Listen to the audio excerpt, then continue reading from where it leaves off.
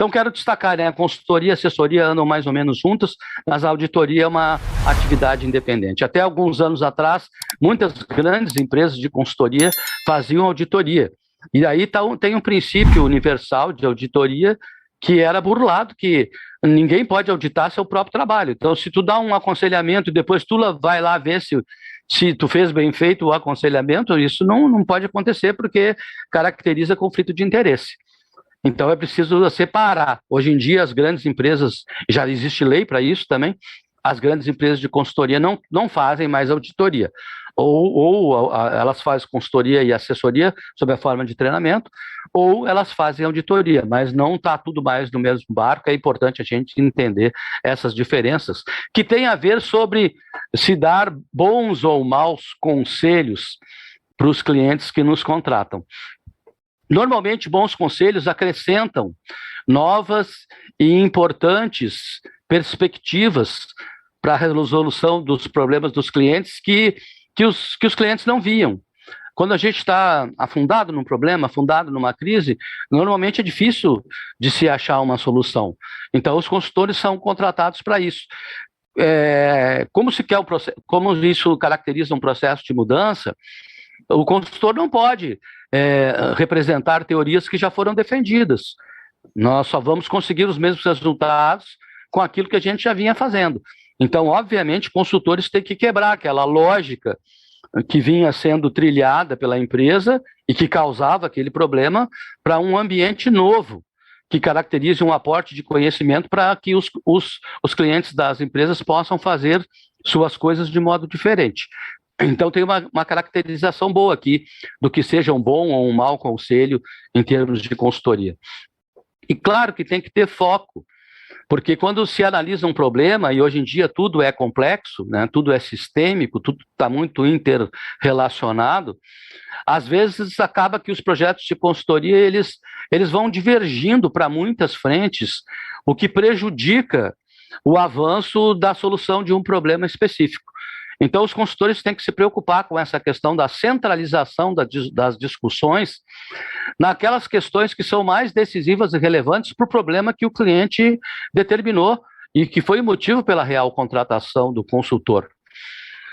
Então, dessa forma, a gente não vai começar a discutir recomendações, avaliações de outros assuntos que fogem do âmbito, do escopo daquele assunto, do problema mais relevante, ou que ainda nem foram testadas, para não se ficar fazendo experimentos no cliente, né? E isso tem que ser feito com o aporte de ideias e soluções específicas.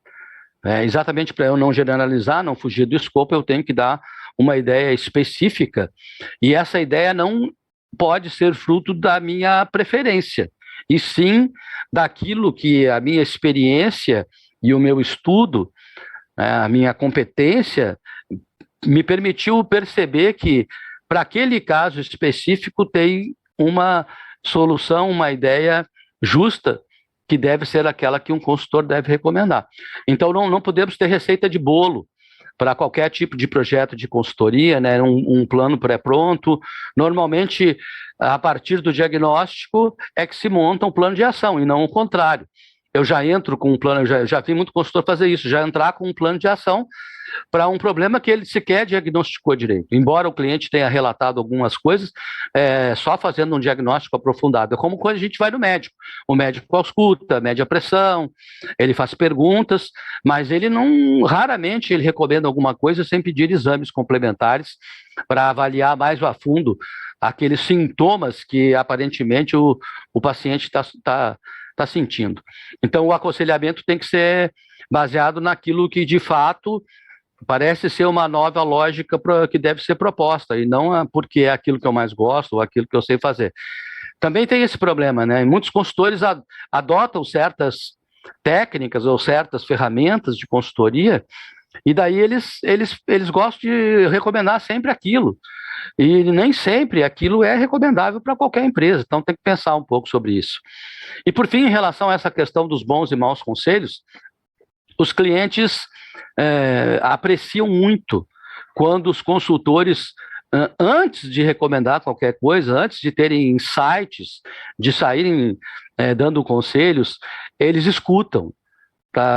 De modo hábil, né, de modo concentrado, fazendo uma escuta ativa e ajudando por questionamentos que os clientes façam suas próprias reflexões e tirem suas próprias conclusões sobre qual é a melhor solução. Dessa forma, o consultor foge do problema de criar relações causais entre processos que não contribuirão, uma vez que ele mal conhece a empresa, né? Porque ele recém está entrando ali para resolver um problema que está afligindo o cliente, mas ele ainda não entendeu direito toda a situação para poder bancar de cara um aconselhamento, né? É preciso fomentar essa discussão, essa análise crítica dos clientes, para que se chegue a um consenso sobre o que é melhor se fazer para resolver os problemas.